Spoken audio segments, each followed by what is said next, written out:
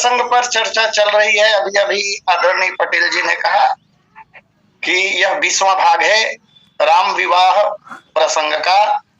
विश्वामित्र जी महाराज श्री राम लक्ष्मण के साथ अमराई में रुके हुए हैं। विदेहराज जनक वहां अगवानी करने के लिए पहुंचे। श्री राम लक्ष्मण का दर्शन करने के बाद महाराज विशेष विदेह हो गए और इन दोनों राजकुमारों को देखने पर उनके अंदर जो परिवर्तन हुआ, थोड़ा सा संदेह है महाराज को। मुनिकुल तिलक, इंद्रिप कुल पालक, देखने में चक्रवर्ती राजकुमारों कैसे लक्षण दिखाई देते हैं, लेकिन आए हुए हैं मुनिराज के साथ, इसलिए प्रभु का परिचय जनक जी महाराज ने ब्रह्मर्षि विश्वामित्र जी महाराज से पूछ लिया था। जनक जी के पूछे हुए प्रश्नों का उत्तर अब गुरु जी महाराज दे रहे हैं। बोले रघुकुल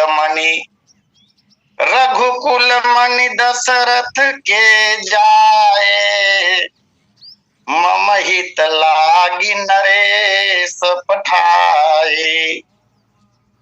रघुकुल मणि दशरथ के जाए, रघुकुल के मणि चक्रवर्ती सम्राट महाराज दशरथ के ये पुत्र हैं।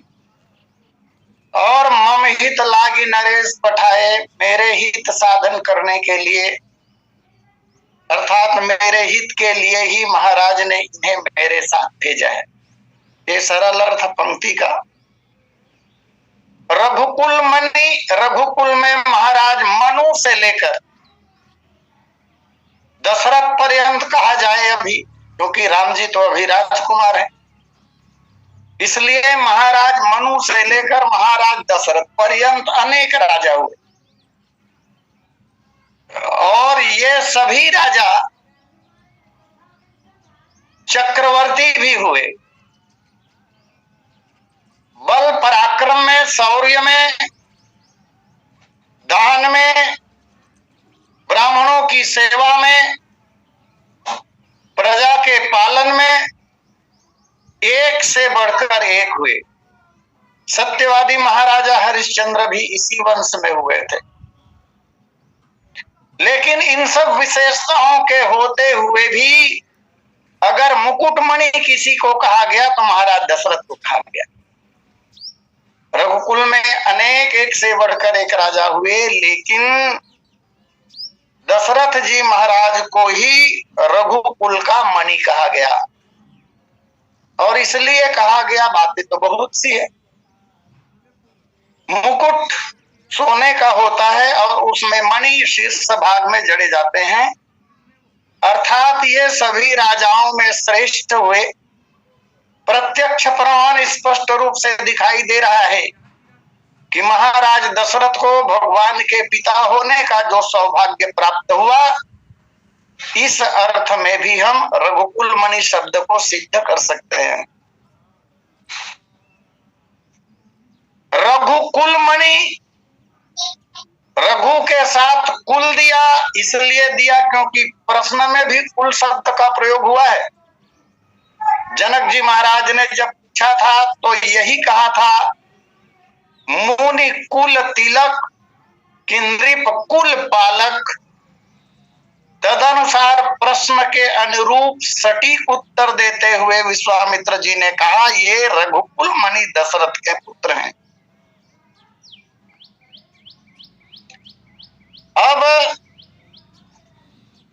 मुनि कुल तिलक में एक संदेह की बात थी जनक जी की ओर से। यद्यपि लक्षण चक्रवर्ती राजकुमारों जैसा है, लेकिन मुनियों के साथ हैं, तब क्या ये मुनि कुमार हैं? और इसी का उत्तर देते हुए यहाँ पर कहा जा रहा है कि नहीं नहीं, ये मुनि कुल तिलक नहीं है, दशरथ जी के पुत्र हैं। अर्थात दो जो संदेह थे जनक जी महाराज के, उनका निवारण गुरु जी महाराज ने रघुकुल मणि दशरथ के जाए ऐसा कहकर कर दिया। आगे उन्होंने जो बात कही कि मम हित लागी नरेश पठाए। यहां इन राजकुमारों के शौर्य का वर्णन दिखाई दे रहा है, शौर्य झलक रहा है। मम हित लागी नरेश पठाए, राजा ने मेरे हित के लिए भेजा। गुप्त भाव यह भी है कि महाराज यहां अर्थात जनकपुर में आने के लिए नहीं भेजा था, भेजा तो था मेरे हित के लिए, मेरा कल्याण करने के लिए, अर्थात यज्ञ रक्षा के लिए। और जब यज्ञ रक्षा के लिए भेजा था, यह कथन विश्वामित्र जी महाराज के द्वारा कहा गया, तो इस कथन में यह भी ध्वनित हो रहा है यज्ञ धर्म का कार्य है, अर्थात धर्म की रक्षा के लिए महाराज दशरथ ने इन कुमारों को भेजा था, और इसी में मेरा हित था महाराज। इससे यह बात भी पुष्ट हो रहा है कि भगवान का अवतार धर्म रक्षा के लिए ही होता है। मम हित लाग के माध्यम से यज्ञ रक्षा, और यज्ञ रक्षा कथन से धर्म रक्षा, और धर्म रक्षा कथन से प्रभु के अवतार होने का ही संदेश मानो विश्वामित्र जी महाराज दे रहे हैं। इस तरह परिचय दिया गया। रघुकुल मणि में कुल का ऐश्वर्य झलक रहा है। महाराजा रघु का नाम जब भी आता है किसी भी संदर्भ में हो, तो रघुवंश की जो मर्यादा है, रघुवंश का जो ऐश्वर्य है, रघुवंश का जो प्रभाव है, उसी की झलक दिखाई पड़ती है। इसे सारा संसार जानता है। और भी वैभव और ऐश्वर्य के साथ साथ जगत को रघुवंश ने क्या नहीं दिया। सारा संसार रघुवंश का ऋणी है हर क्षेत्र में। यह भी रघुकुल कह देने से स्पष्ट हो ही जाता है। जब यह कहा गया कि मेरे हित के लिए महाराज ने इन्हें मेरे साथ भेजे हैं, इसका तात्पर्य हुआ कि ये अयोध्या से आए हैं। अब अयोध्या से आए हैं, तब अयोध्या कहने से अन्य बहुत सारी बातें अपने आप सिद्ध हो जाती हैं। जैसा कि गोस्वामी जी महाराज ने कहा भी, अवधपुरी रघुकुल मानिराव विश्वविदित तेहि दशरथ नाउ। और जब भी दशरथ जी महाराज का नाम आएगा ना, तो धर्म धुरंधर गुण निधि ज्ञानी, महाराज की जो विशेषताएं हैं वो अपने आप झलकने लगती है। हृदय भगति मति सारंग पानी। प्रभाव कैसा? अवध के साथ अथवा रघुकुल के साथ जब दशरथ जी का नाम आया तो अपने आप सिद्ध हो जाता है कि सूरपति बस बाहुबलता के। देवराज इंद्र जिनसे हमेशा सहयोग लिया करते थे, अन्य लोगों की बात ही छोड़ दिया जाए, आदि आदि, इस तरह बहुत कम शब्दों में इन दोनों बालकों का इतना सुंदर परिचय गुरुजी महाराज दे रहे हैं। दशरथ के जाए कहने से पिता का नाम अपने आप स्पष्ट हो गया। क्या सुंदर तरीका है। रामचरितमानस के इस प्रसंग में परिचय देने का सबसे सुंदर उदाहरण दिख रहा है। अत्यंत कम शब्दों में बहुत अधिक बातों को कैसे कहा जाए। दशरथ के जाए कहने से पिता का नाम, और मम हित लागी नरेश पठाए, ऐसा कहने से संग में रहने का प्रयोजन कि ये क्षत्रिय राजकुमार मुनियों के संग में साथ में क्यों है, आदि आदि। फिर रघुकुल मणि दशरथ के जाए, तो महाराज दशरथ ब्राह्मणों की सेवा में जो समर्पित रहा करते हैं, दशरथ का ब्राह्मण्य अर्थात विप्रों के प्रति समर्पण का भाव दशरथ जी में, इसका भी पता चलता है। और इसका कारण यह है कि जितने भी रघुवंशी राजा हुए हैं वो सब ब्राह्मण्य ही रहे हैं, उदार रहे हैं, और ये तो उनके मणि हैं, माने उन सब लोगों से ऊपर हैं। और ऊपर होने के कारण ही महाराज ये मेरा हित साधन करने के लिए अपने प्राणों के समान पुत्रों को यज्ञ रक्षा के लिए भेजे हैं। अब यज्ञ रक्षा की बात जब आएगी तो कुमारों की आयु देखा जाए, और यज्ञ का विध्वंस करने वाले बड़े बड़े राक्षस से उनसे यज्ञ की रक्षा करने के लिए भेजा, अर्थात इन दोनों कुमारों का जो ऐश्वर्य है, दोनों कुमारों का जो बल है, उनका भी वर्णन मानो गूढ़ अर्थ में विश्वामित्र जी महाराज कर रहे हैं। और सच्ची बात तो यह है, थोड़ा सा और गहराई में यदि विचार किया जाए तो इन्हीं शब्दों के माध्यम से विश्वामित्र जी महाराज ने स्पष्ट कर दिया कि ये ब्रह्म के ही अवतार है, निर्गुण निराकार ब्रह्म ही सगुण साकार रूप में अवतरित होकर आए हैं। क्योंकि जनक जी महाराज जानते हैं, जनी डर पहु मुनि सिद्ध सुरेशा, तुम्हि लागी धरी हूं नरवेशा। भगवान ने पहले जो बात कही है, अंसन सहित मनुज अवतारा, ले हूं दिन कर वंश उदारा। अभी अभी कहा रघुकुल मणि दशरथ के जाए। अब दशरथ कौन? तो कश्यप अदिति महातप कीन्हा, तीन कहूं मैं पूरब बर दीन्हा, ते दशरथ कौशल्या रूपा, कौशलपुरी प्रगट नर भूपा, तिनके गृह अवतरी हूं जाई, रघुकुल तिलक सोचारी भाई। जनक जी महाराज जानते हैं, और जब परिचय दे दिया रघुकुल मणि दशरथ के जाए तो ये सारी बातें स्पष्ट हो गई। अर्थात ये ब्रह्म के अवतार हैं, यही कहना चाह रहे हैं।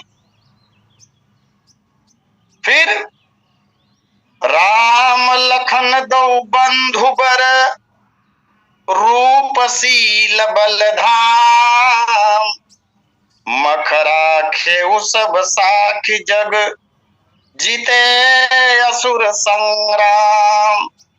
हे राजन, ये दोनों भाई राम लखन दो बंधु, ये दोनों भाई हैं। इनका नाम राम और लक्ष्मण है। राम का नाम पहले दिया, लक्ष्मण का बाद में। तात्पर्य यह है कि राम बड़े हैं और लक्ष्मण छोटे हैं। और यहाँ व्याकरण का एक सिद्धांत भी स्पष्ट हो रहा है। यदि दो नामों का उच्चारण किया जाना हो तो जो नाम छोटा होता है उसका उच्चारण पहले आना चाहिए। इसलिए भी राम और लक्ष्मण कहने में छोटा नाम राम का ही। तो ये दोनों भाई हैं, यहां बर शब्द दिया है जो सभी शब्दों के साथ लगेगा। राम लखन दो बंधु बर रूप शील बलधाम, ये दोनों भाई हैं। बर रूप के साथ, वर रूप माने श्रेष्ठ रूप है इनका, बरशील श्रेष्ठ शीलता, और बर बल धाम श्रेष्ठ बल के धाम हैं।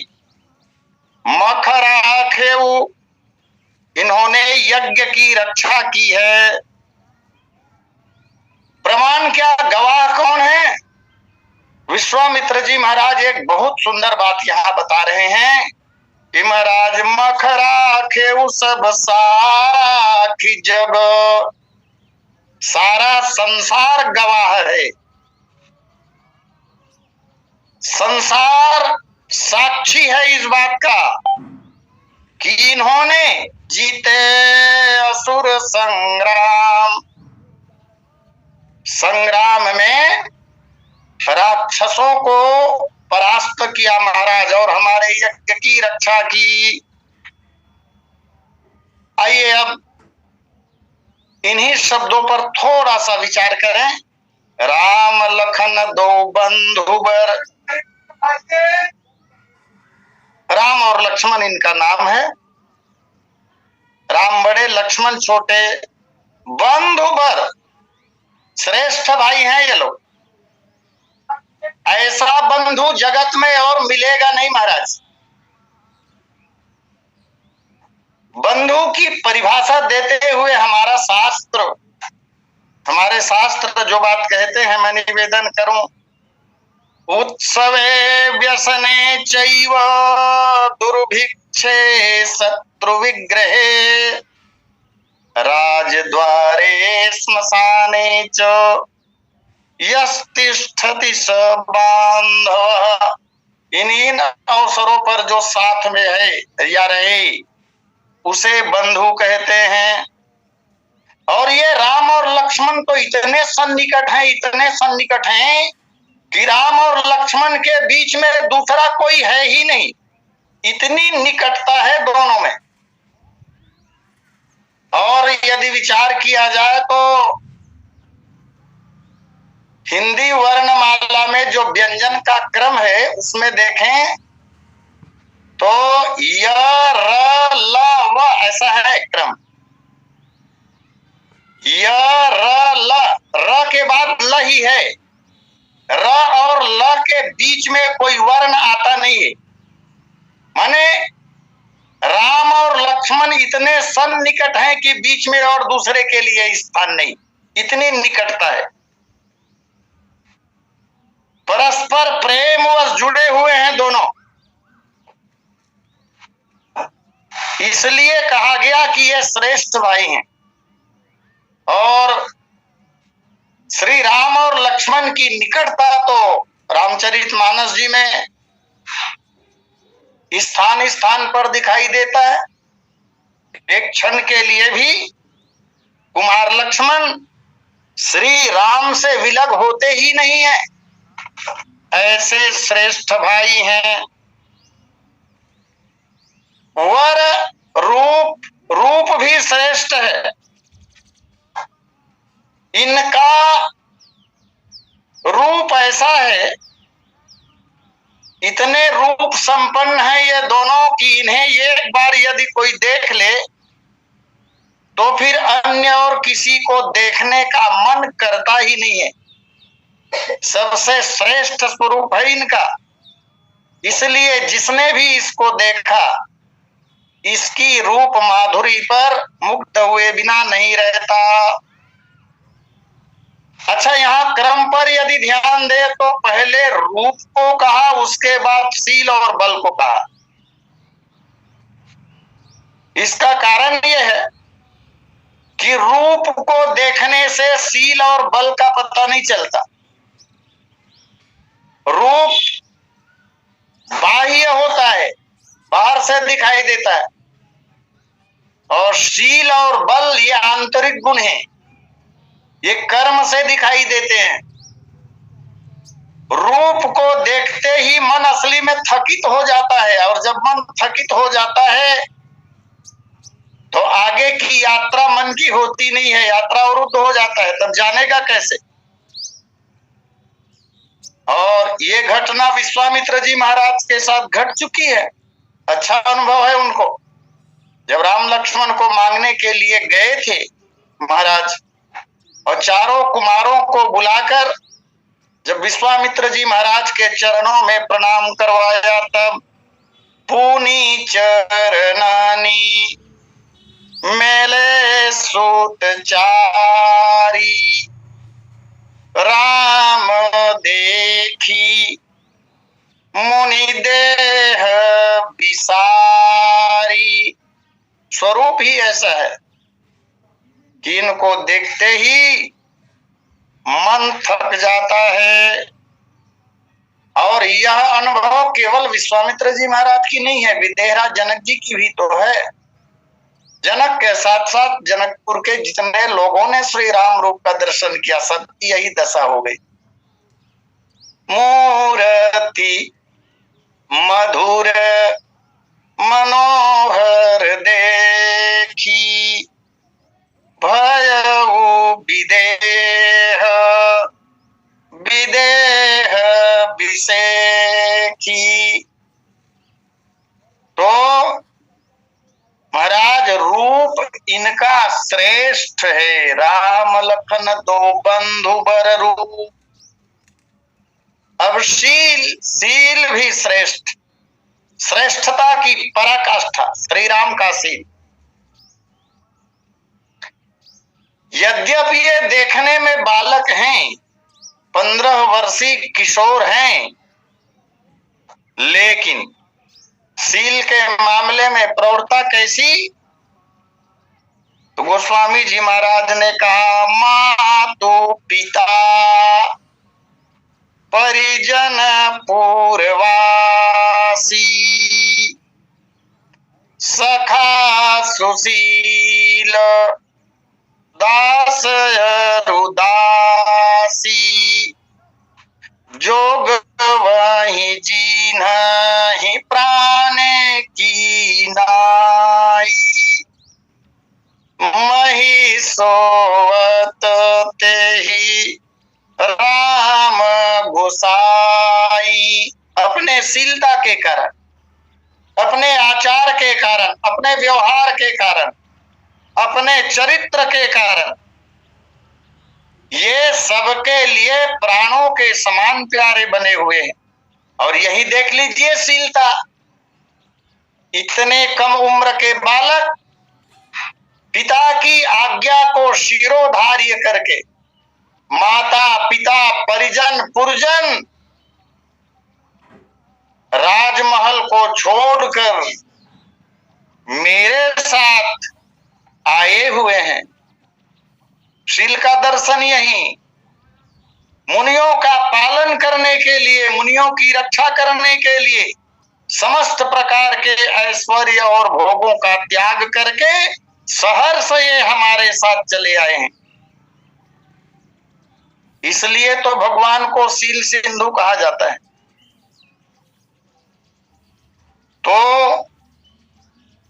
राम लखन दो बंधु बर रूप शील बलधाम। ये हुआ बरशील, श्रेष्ठ शीलता। अब देखें, बर बलधाम श्रेष्ठ बल के धाम है। इतने सुंदर होते हुए, अति सुकुमार होते हुए, भयानक से भयानक, मायावी, अत्यंत विशाल, बलशाली, देवताओं के लिए भी दुर्जय जो बड़े बड़े राक्षस थे, छोटी उम्र में सहज खेल खेल में ही बड़े बड़े राक्षसों का पराभव कर दिया इन्होंने, हरा दिया इन्होंने। ऐसा अद्भुत शौर्य है, शौर्य के साथ धैर्य है, पराक्रम है।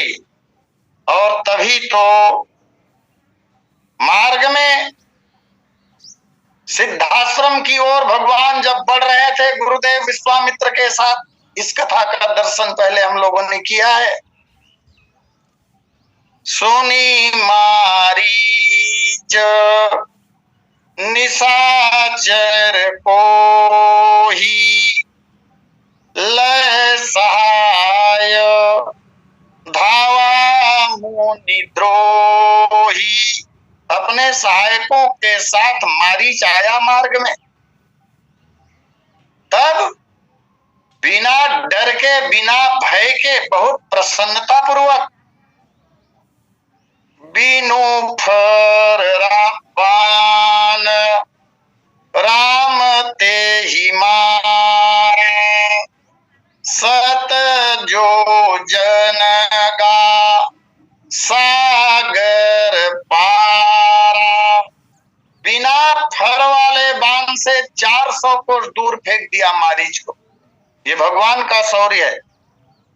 फिर पावक सर सुबाहु पुनि मारा, अनुज निशाचर कटक संहारा। अग्निबाण से सुबाहु का वध किया भगवान ने, उनके निशाचरों को, उनके सहयोगियों को भी मार डाला। इस तरह बल के धाम है भगवान। और अब विश्वामित्र जी महाराज कह रहे हैं, मखरा खेऊ सब साखी जग, जीते असुर संग्राम। मेरे यज्ञ की जो रक्षा इन्होंने की, इसका साक्षी सारा जगत है, सारा संसार है साक्षी इसका। यहाँ यज्ञ रक्षा से तात्पर्य, थोड़ी देर पहले मैंने कहा था यज्ञ धर्म का कार्य है। यज्ञ रक्षा करने से धर्म की रक्षा होती है, और यज्ञ रक्षा करने से ब्राह्मण मुनि साधु महात्माओं का पालन होता है, और इसी माध्यम से जगत का भी पालन होता है। जब यज्ञ की रक्षा होगी तब पर्जन्य जो है वो शुद्ध होगा, और पर्जन्य शुद्ध होने से वृष्टि होगी, वृष्टि होने से धन धान्य उत्पन्न होते हैं। तो यज्ञ का संबंध जगत के पालन से है। इन्होंने यज्ञ की रक्षा की। यद्यपि दोनों भाई सुकुमार हैं, लेकिन सुकुमार होते हुए भी बड़े बड़े महाघोर और भयानक राक्षसों का विध्वंस इन बालकों ने किया है महाराज। राक्षसों को यदि देखा जाए, राक्षसों के संबंध में विचार किया जाए, तो उन राक्षसों को मारना अत्यंत दुर्लभ कार्य था। निश्चित रूप से मारीच, सुबाहु और तारका देवताओं के द्वारा भी तो अवध्य थे। यही तो विचार किया था विश्वामित्र जी महाराज ने। गाधी तनय मन चिंता व्यापी, हरि बीनु मरहीन निशिचर पापी। बिना भगवान के ये मर ही नहीं सकते थे। देवताओं के लिए भी जो दुर्जय थे उनका वध इन्होंने किया। कह निशिचरयति घोर कठोरा, और कह श्यामल मृदुगात किशोरा। इस तरह इन दोनों बालकों ने महाराज मेरे यज्ञ की रक्षा की है। यज्ञ रक्षा जिसके संबंध में साक्षी सारा जगत है, और इसीलिए तो जगत को साक्षी के रूप में प्रस्तुत कर रहे हैं महाराज। जीते असुर संग्राम।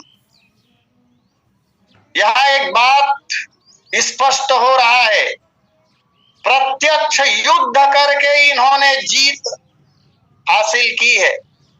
जीते असुर संग्राम, तंत्र मंत्र के द्वारा छल कपट के द्वारा, माया जाल का आश्रय लेकर अथवा युक्ति पूर्वक या छल करके इन्होंने राक्षसों पर विजय प्राप्त नहीं किया है। जीते असुर संग्राम, प्रत्यक्ष युद्ध करके इन्होंने राक्षसों पर विजय प्राप्त की है। विशेष बात यहाँ पर यह कि भगवान के जो 4 विग्रह कहे जाते हैं, नाम रूप लीला धाम,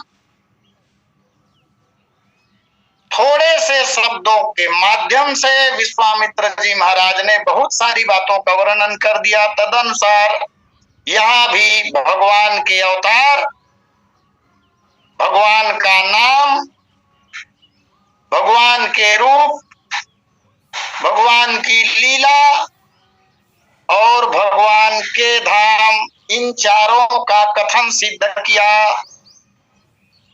दशरथ के जाए कहने से अवतार, दशरथ के यहाँ भगवान का अवतार होता है, पूर्व घोषणा हो चुकी है।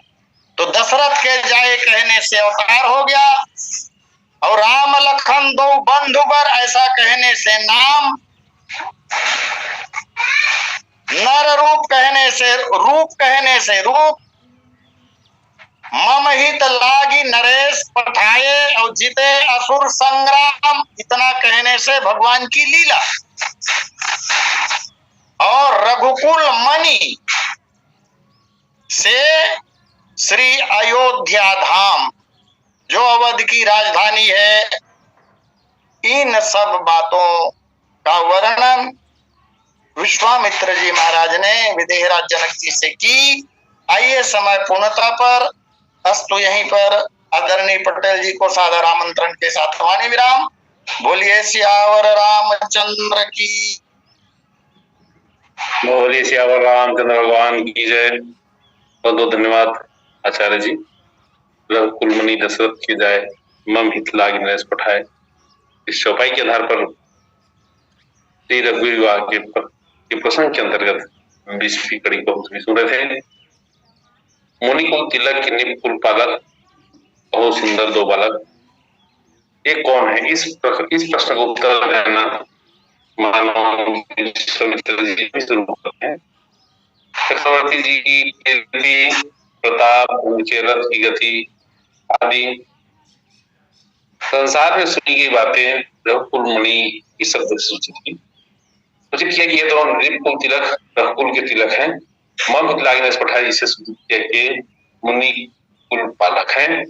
विश्वामित्र जी का हित और मुनियों की रक्षा कुमारों ने कैसे किया, इसकी चर्चा अभी आप जिस दोहे पर कर रहे थे, राम लखन दो बंधुवर, इस पर करेंगे। प्रसंग पर हम आगे कल की कथा सुनेंगे। समय समाप्ति की ओर सभी से निवेदन है, तृतीय लिंग में भी आप सभी जुड़ेंगे। बोलिए श्यावर रामचंद्र भगवान की जय।